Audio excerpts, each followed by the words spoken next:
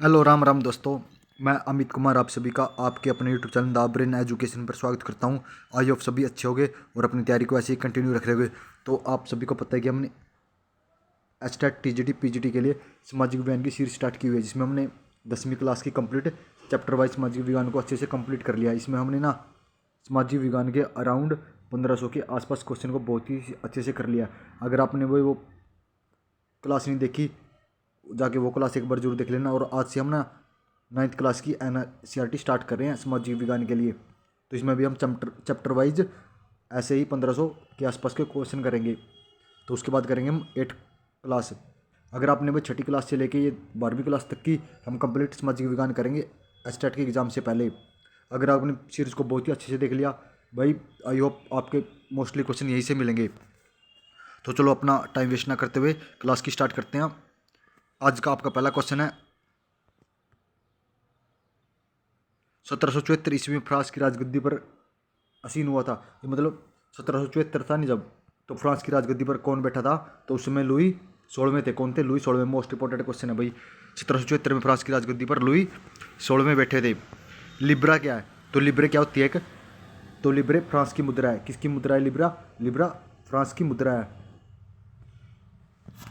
आपका next question है सीधे राज्य को अदा किया जाने वाला कर कहते हैं। जो सीधे राज्य को अदा करते हैं ना कर, उसे टाइद कहा जाता है। उसे क्या कहा जाता है? टाइद कहा जाता है। टाइद का क्या अर्थ होता है? तो टाइद का अर्थ होता है सामान्य कर, या एक सामान्य कर होता है। कौन सा होता है? एक टाइद या एक सामान्य कर होता है। फ्रांसीसी क्रांति कब शुरू हुई? मोस्ट इंपोर्टेंट क्वेश्चन है। तो फ्रांसीसी क्रांति 14 जुलाई 1789 ईस्वी में शुरू हुई थी। चर्च के विशेष कार्य करने वाले व्यक्तियों को समूह कहते हैं। जो व्यक्ति चर्च का विशेष कार्य करता है ना, तो उसे पादरी कहा जाता है। तो वो कौन सा वर्ग होता है? तो पादरी वर्ग होता है। कौन सा? पादरी वर्ग।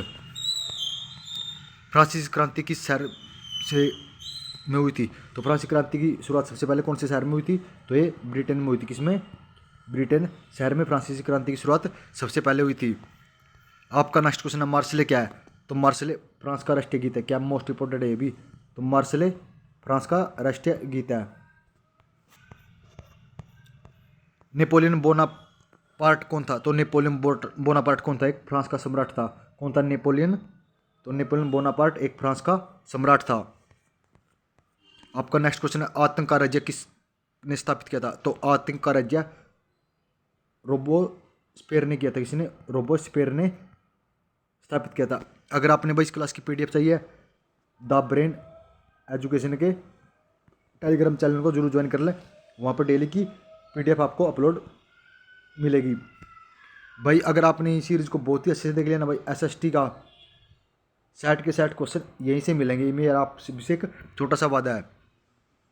जिस तरह से आपने 10वीं क्लास की NCERT को अच्छे से प्यार दिया, तो उसी का नज़र देखते हुए हमने ना 9वीं क्लास की NCERT को आपके लिए स्टार्ट कर दिया है। ओलमदागुज कौन थी? तो ओलमदागुज कौन थे? एक क्रांतिकारी महिला थी। कौन थे? एक क्रांतिकारी महिला थी।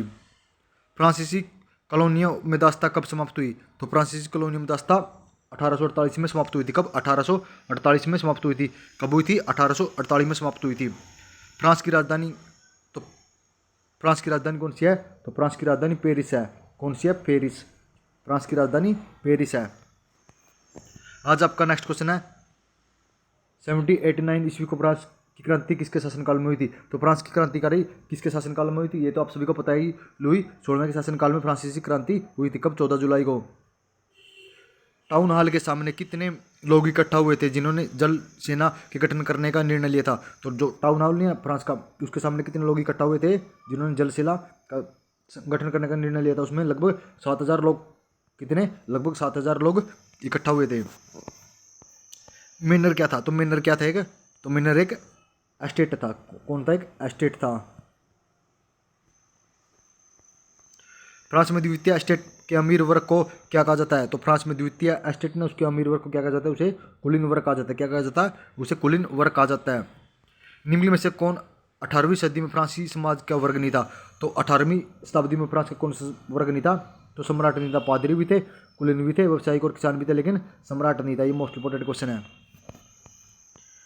बास्तिल का किला किस बात का प्रतीक है? ये तो भाई ये एस्टेट में पक्का क्वेश्चन पूछा जाएगा। बास्तिल का किला तो निरकुश शक्तियों का प्रतीक है। किसका? निरकुश शक्तियों का प्रतीक कौन? बास्तिल का किला।